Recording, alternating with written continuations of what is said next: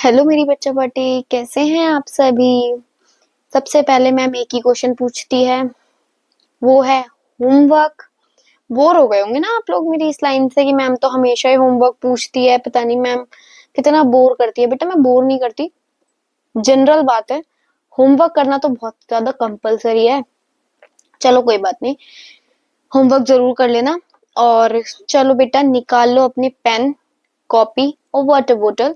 हम आगे के 3 फेज करेंगे। मैंने आपको बताया था मियोसिस में, मियोसिस 1 में, प्रोफेज में हमने तीसरा फेज पढ़ना है आज। फेज हम पढ़ चुके थे, कौन से? Leptotene and zygotene. अब नेक्स्ट फेज हम पढ़ेंगे पैकिटीन, ठीक है। पैकिटीन, डिप्लोटीन और डाइकाइनेसिस बहुत अच्छे से पढ़ेंगे। उसके बाद हमारा मियोसिस 1 कंप्लीट हो जाएगा। और मैंने आपको बताया मियोसिस 2 भी सिमिलर है बेटा, किसके किसके सिमिलर है, मैंने आपको बताया। मियोसिस 2 जो है वो माइटोसिस के सिमिलर है बिल्कुल। इससे उससे हम उसे भी हम रिडक्शनल डिवीजन बोलते हैं या फिर सोमैटिक डिवीजन बोलते हैं, क्योंकि उसमें क्रोमोसोम नंबर सेम रहता है, ठीक है। तो आज हमें पढ़ना है पैकिटीन। तो चलो बेटा निकाल लो अपना पैकिटीन, आज हम पढ़ेंगे। कॉपी पेन निकालो और होमवर्क कंप्लीट करते रहना टाइम टू टाइम। तो चलो हम स्टार्ट करते हैं आज का lecture. Pachytene, condensation of chromatin fibre, इसमें भी कंटिन्यू होता है। हॉलमार्क मैंने सारे फेजेस का बताया आपको माइटोसिस में भी बताया और मियोसिस में भी आपको मैं बताते ही चल रही हूँ, ठीक है। तो उसमें क्या था, लेप्टोटीन में क्या था बेटा? बुकेट स्टेज, सारे क्रोमोसोम एक एंड पर इकट्ठा हो जाते हैं। मैंने आपको फ्लावर पोट लेके थोड़ा एग्जाम्पल भी बताया था। फिर आता है जाइगोटीन। जाइगोटीन में भी मैंने आपको क्या बताया? आपको मैंने बताया साइनेप्टोनोमियल कॉम्प्लेक्स, ठीक है, साइनेप्सिस, बाइवेलेंट, ये सब चीजें। फिर मैंने अब पैकिटीन, पैकिटीन में मैं अब आपको क्या बताऊंगी? पहले इसका हॉलमार्क, हॉलमार्क क्या है इसका? क्रॉसिंग ओवर, ठीक है। इसमें टेट्राड फॉर्मेशन होता है। मैंने आपको बताया था बाइवेलेंट फॉर्मेशन उसमें भी था, पेयरिंग लीडिंग टू फेम।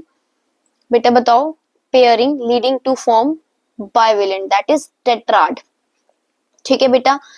तो अब इस स्टेज का क्या नाम है? इस स्टेज का हॉलमार्क क्या है? Crossing over, crossing over. Recombination nodule, recombination nodule क्या होता है? वो साइट जहां पर क्रॉसिंग ओवर होती है। कौन से एंजाइम के थ्रू? रिकॉम्बिनेज एंजाइम के थ्रू। कौन से एंजाइम के थ्रू बेटा? रिकॉम्बिनेज एंजाइम के थ्रू, ठीक है। रिकॉम्बिनेज कैसा एंजाइम है? Multi complex, multi enzyme complex है या फिर मल्टी कॉम्प्लेक्स एंजाइम है, ठीक है। साइट वेयर क्रॉसिंग ओवर आकर, जहां पे क्रॉसिंग ओवर होती है उसे रिकॉम्बिनेशन नोड्यूल कहते हैं। कौन से एंजाइम के थ्रू? रिकॉम्बिनेज। क्रॉसिंग ओवर होता क्या है मैम? आपने क्रॉसिंग ओवर टर्म तो बहुत बार यूज कर दी, पर ये तो बताओ होता क्या है? तो बेटा exchange of chromosomal segment, chromosomal segment का exchange between non sister chromatid of homologous chromosome. Homologous chromosome बार बार आपकी टर्म आ रही है, आइडेंटिकल स्ट्रक्चर, साइज, जीन्स, ये सब बताया था मैंने आपको, अभी भी बता रही हूँ, ठीक है। अब पढ़ेंगे हम next stage, that is diplotene stage. कौन सा स्टेज बेटा? Diplotene stage. Dissolution of synaptonemal complex, मैंने आपको बताया था साइनेप्टोनोमियल कॉम्प्लेक्स क्या है, जो होमोलोगस क्रोमोसोम को जोड़कर रखती है, ठीक है। उसका क्या हो जाता है? डिसोल्यूशन हो जाता है। Homologous organs starts to separate, homologous organs जो होते हैं वो स्टार्ट हो जाते हैं क्या होना? अलग होना। होमोलोगस ऑर्गन्स के बारे में हम इवोल्यूशन में पढ़ेंगे बेटा, इवोल्यूशन चैप्टर में हम अच्छे से डिटेल में पढ़ेंगे व्हाट इज होमोलोगस ऑर्गन्स, ठीक है। Chiasmata, that is egg-shaped structure observed after crossing over in diplotin stage. जब डिप्लोटीन स्टेज में क्रॉसिंग ओवर हो जाती है उसके बाद जो एक्स शेप स्ट्रक्चर आता है उसे हम बोलते हैं क्या? चियस्माटा, ठीक है। एलोसोम, सेक्स क्रोमोसोम, इडियोक्रोमोसोम, हेटेरोक्रोमोसोम, ये मतलब सेक्स क्रोमोसोम को इडियोक्रोमोसोम, हेटेरोक्रोमोसोम और एलोसोम भी बोला जाता है। इन ह्यूमंस में क्या होता है? Diplotene stage during embryonic life in 7 month of gestation, gestation first arrest. ये जो टर्म्स है ना, गेस्टेशन और एम्ब्रियोनिक लाइफ, ठीक है, ये सब चीजें ना आप रिप्रोडक्शन वाले चैप्टर में पढ़ेंगे बेटा। किस में पढ़ेंगे? रिप्रोडक्शन चैप्टर में, ठीक है। तो diplotene continues until puberty. This prolonged diplotin stage is डिक्टियोटीन, ठीक है। नेक्स्ट आता है diakinesis, that is the last phase of meiosis one of prophase, ठीक है। डिसअपियरेंस हो जाती है किसकी, गोल्जी बॉडीज की और एंडोप्लाज्मिक रेटिक्यूलम की। पहले क्या था आपका जो आपका G सॉरी लेट प्रोफेज था उसमें ये डिसअपियर हुआ, फिर दोबारा से रीअपियर किस में हुआ था, टीलोफेज में हुआ। अब डाइकाइनेसिस में दोबारा से डिसअपियर हो रहा है, ठीक है। स्पिंडल फॉर्मेशन इसमें स्टार्ट हो जाता है और टर्मिनलाइजेशन ऑफ चियस्माटा, ये इसका हॉलमार्क है, ठीक है। और इसका हॉलमार्क क्या था बेटा, इसका था चियस्माटा और इसका था क्रॉसिंग ओवर, ठीक है। लेप्टोटीन का क्या था, बुकेट स्टेज। जाइगोटीन के है साइनेप्सिस, साइनोप्टेनोमियल कॉम्प्लेक्स, बाइवेलेंट, इन सब चीजों से इसकी पहचान होती है। थर्ड है आपका पैकेटिन, पैकेटिन में क्या था, क्रॉसिंग ओवर। फिर है डिप्लोटीन, डिप्लोटीन में क्या है, चियस्माटा। फिर है आपका diakinesis, that is terminalisation of chiasmata, ठीक है। अब देखो मियोसिस में मेटाफेज 1 पढ़ेंगे हम, क्या पढ़ेंगे, मेटाफेज 1। देखो बाइवेलेंट अरेंज एट इक्वेटर, जब बाइवेलेंट्स जो है मतलब टेट्राड जो है जब इक्वेटर पे अरेंज हो जाते हैं उसे बोलते हैं कंग्रेशन, ठीक है। कंग्रेशन बेटा मैंने आपको बताया था सबसे पहली क्लास में सेल साइकिल एंड डिवीजन वाले में ही, चैप्टर में ही, कि कंग्रेशन किसका हॉलमार्क होता है। ये आप लोग मुझे कमेंट में बताएंगे, जिन्होंने लेक्चर देखा उन्हें बहुत अच्छे से पता होगा, ठीक है। देखो मेटाफेज 1 जिसे हम मियोसिस भी बोलते हैं, ठीक है, और मेटाफेज दैट इज माइटोसिस, मतलब मियोसिस और माइटोसिस के में डिफरेंस बता रहे हैं। तो इसमें देखो 2 मेटाफेजिक प्लेट होती है, ये और ये। इसमें क्या है, 1 मेटाफेजिक प्लेट, जबकि मियोसिस में मेटाफेज 1 में chromosomal pair present at equator, जो क्रोमोसोमल पेयर प्रेजेंट होता है इक्वेटर पे, जबकि मेटाफेज में, माइटोसिस के मेटाफेज में क्रोमोसोम ही प्रेजेंट होता है इक्वेटर पे। ऐसे ही मेटाफेज 1 में एक क्रोमोसोम के पास एक स्पिंडल फाइबर होता है, जबकि माइटोसिस के मेटाफेज में एक क्रोमोसोम के पास 2 स्पिंडल फाइबर होता है, ठीक है बेटा। मियोसिस दैट इज एनाफेज 1 पढ़ेंगे अब हम। Chromosomal pair starts to separate, इसमें सेपरेट होना स्टार्ट हो जाता है क्रोमोसोमल पेयर, जैसे ये एनाफेज 1 मियोसिस और एनाफेज ऑफ माइटोसिस। मियोसिस के एनाफेज में क्या होता है, सेंट्रोमियर स्प्लिट नहीं करते, जबकि माइटोसिस के एनाफेज में क्या होता है, क्रोमेटिड वो सेंट्रोमियर स्प्लिट कर जाते हैं, सॉरी, ठीक है। फिर मियोसिस के एनाफेज 1 में क्रोमोसोमल पेयर सेपरेट करते हैं, जबकि माइटोसिस के एनाफेज में क्रोमेटिड सेपरेट करते हैं, ठीक है।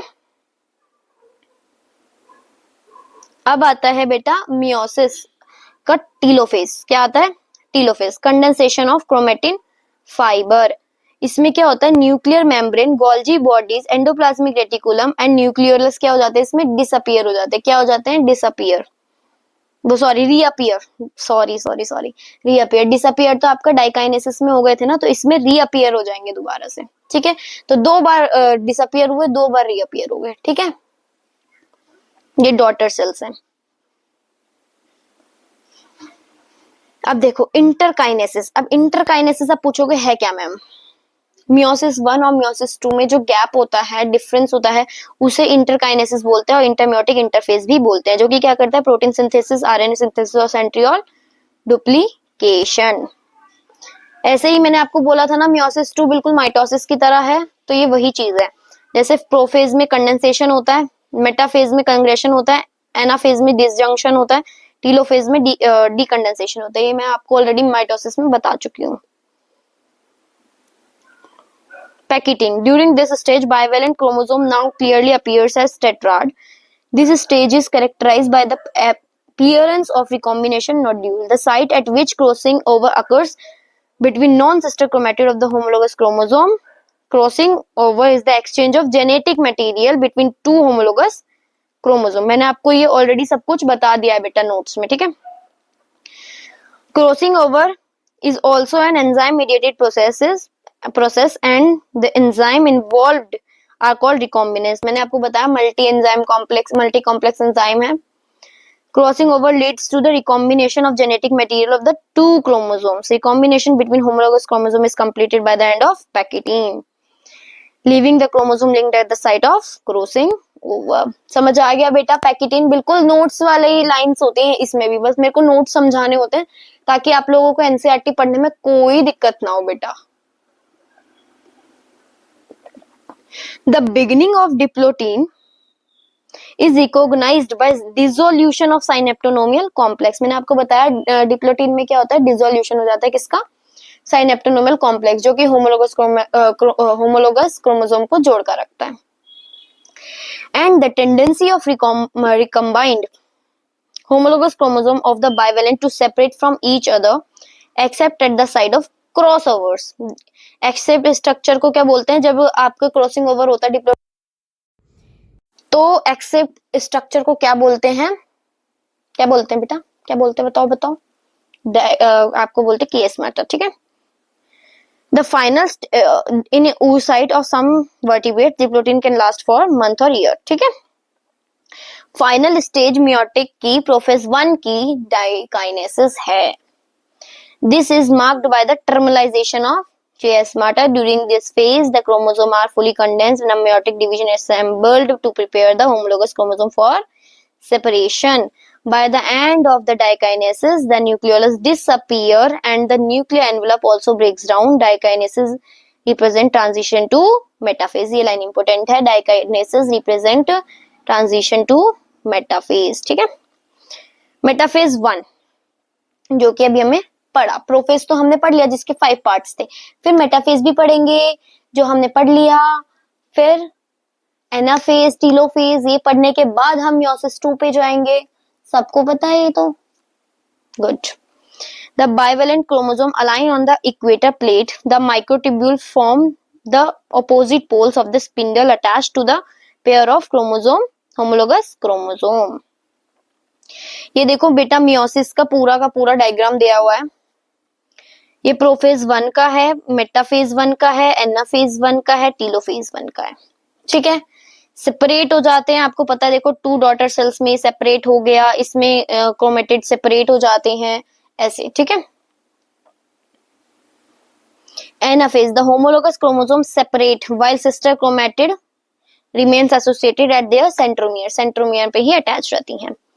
टीलोफेज क्या होता है, the nuclear membrane nucleolus reappear हो जाते हैं दोबारा से. Cytokinesis follows and this is called the dyad of the cells. इसे डायड ऑफ द सेल्स भी बोलते हैं. Although in many cases the chromosome do undergo some dispersion, they do not reach the extremely extended state of the prophase nucleus.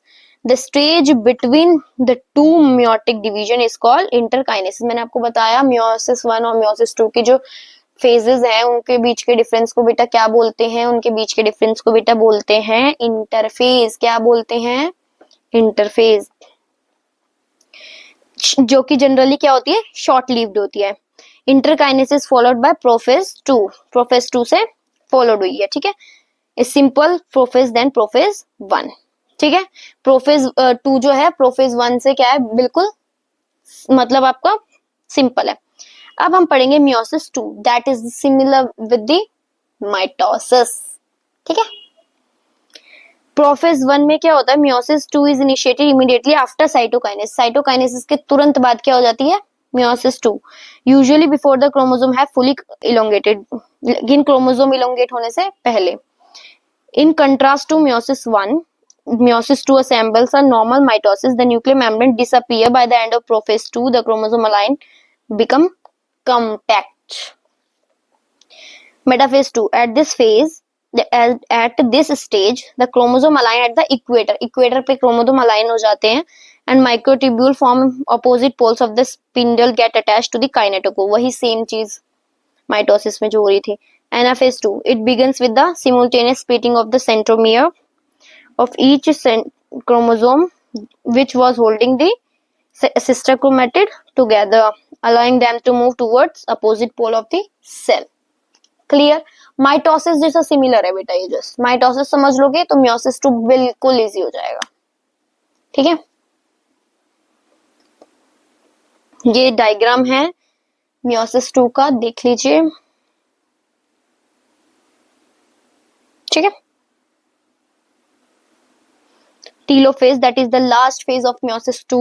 Meiosis ends with the telophase 2, in which the two groups of chromosome once get enclosed by a nuclear envelope. Cytokinesis follows, result in the formation of tetrad of the cells. दो अलग अलग cells में बढ़ जाती है, that is the daughter cells. Haploid cells में बढ़ जाती है, 4 haploid cells में, ठीक है। सिग्निफिकेंस क्या है, जैसे हमने सिग्निफिकेंस पढ़ा था माइटोसिस का, जैसे मतलब सेल रिपेयरिंग में काम करता है, मल्टी सेल्यूलर ऑर्गेनिज्म बनाने में काम करता है, ये सब चीजें हमने माइटोसिस में पढ़ती है। अब मियोसिस का काम देखते हैं, ये क्या करता है। Meiosis meiosis is the mechanism by which conservation of specific chromosome number of each species achieved across generation in sexual reproducing organism। ये क्या होता है, सेक्सुअल रिप्रोड्यूसिंग ऑर्गेनिज्म में मियोसिस होता है, ठीक है। जैसे हम लोग हो गए और कुछ कुछ इंसेक्ट्स हो गए, प्लांट्स तो क्या नहीं, इंसेक्ट्स हो गए और एनिमल्स वगैरह, ये सब, ठीक है। Even though the process per cell paradoxically result in reduction of chromosome number by half. इसमें आपको पता है इसे रिडक्शन डिवीजन इसलिए ही बोलते हैं क्योंकि क्रोमोसोम नंबर इसमें हाफ हो जाता है। इंक्रीज क्या करता है, ये जेनेटिक वेरिएबिलिटी करता है, इंक्रीज फ्रॉम एक जनरेशन से दूसरे जनरेशन में। Variations are very important for the process of evolution, मतलब इसमें बोला गया इवोल्यूशन के लिए, जो कि आप इवोल्यूशन चैप्टर में पढ़ोगे, इवोल्यूशन है क्या, ठीक है। इवोल्यूशन के लिए जेनेटिक वेरिएशन जो है, मतलब वेरिएशन जो है बहुत इंपॉर्टेंट प्रोसेस है, ठीक है। Now it's time for some questions that is very necessary for us. बेटा मतलब क्वेश्चंस के बिना ना समझ लो आपका चैप्टर इनकम्प्लीट, आपने कुछ नहीं पढ़ा, ठीक है। क्रॉसिंग ओवर अकर्स ड्यूरिंग, बताइए क्रॉसिंग ओवर्स कहाँ होता है। अभी मैंने बताया आपको, हर एक फेज का हॉलमार्क बताया था मैंने आपको। लेप्टोटीन में क्या होता है, बुकेट स्टेज। जाइगोटीन में क्या होता है, बताओ बताओ बताओ। साइनेप्सिस, साइनेप्टेनोमियल कॉम्प्लेक्स, बाइवेलेंट, ये सब चीजें बेटा। और पैकेटीन में क्या होता है, क्रॉसिंग ओवर, रिकॉम्बिनेशन नोड्यूल। तो हो गया ना, तो हो गया ना बेटा पैकेटीन में। तो आंसर शुड बी सी।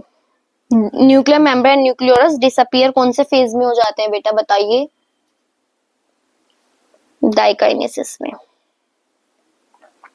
इतने मैं क्वेश्चन बोलती हूँ, इतने आप लोग कमेंट में लिख दिया करो फटाफट से क्वेश्चंस कि मैम ये आंसर है, ठीक है।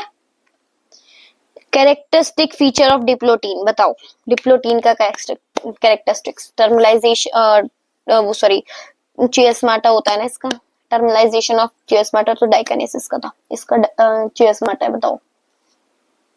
चियोस्माटा बिकम विजिबल, ठीक है। जेनेटिक रिकॉम्बिनेशन अकर्स ड्यूरिंग, ये मैंने बताया था आपको, बताओ अभी बताया था थोड़ी देर पहले ही, जस्ट 2 सेकंड पहले ही, फर्स्ट वाले क्वेश्चंस में बताया मैंने। पैकेटीन, पैकेटीन में होता है बेटा, ठीक है। समझ आया सबको, सब बच्चों को समझ आए तो थैंक यू बेटा। आप लोगों का ये चैप्टर भी होता है यहीं पे ओवर। तो अब क्या करना है नेक्स्ट लेक्चर में, सबको पता है, question practice. Ma'am question practice करनी है हमको, तो जी बेटा मैं बिल्कुल क्वेश्चंस लेकर आऊंगी, आप लोग क्वेश्चन करने ही पड़ेंगे और वो लेक्चर जरूर देखना बेटा। उसके बाद मैं आपको क्या करवाऊंगी ना, मैं आपका जूलॉजी का चैप्टर करवाऊंगी सबसे पहला, ठीक है। मतलब जूलॉजी में जो भी इंपॉर्टेंट चैप्टर है सबसे पहले करवाऊंगी। तो अब हम 2 चैप्टर जूलॉजी के करेंगे, ठीक है, क्योंकि 2 चैप्टर हमने बॉटनी के कंप्लीट कर दिए हैं, ठीक है बेटा। तो 2 चैप्टर अब हम जूलॉजी के करेंगे। तो कल क्वेश्चन आंसर वाले लेक्चर में जरूर मिलेंगे बेटा। जब तक के लिए बाय बाय।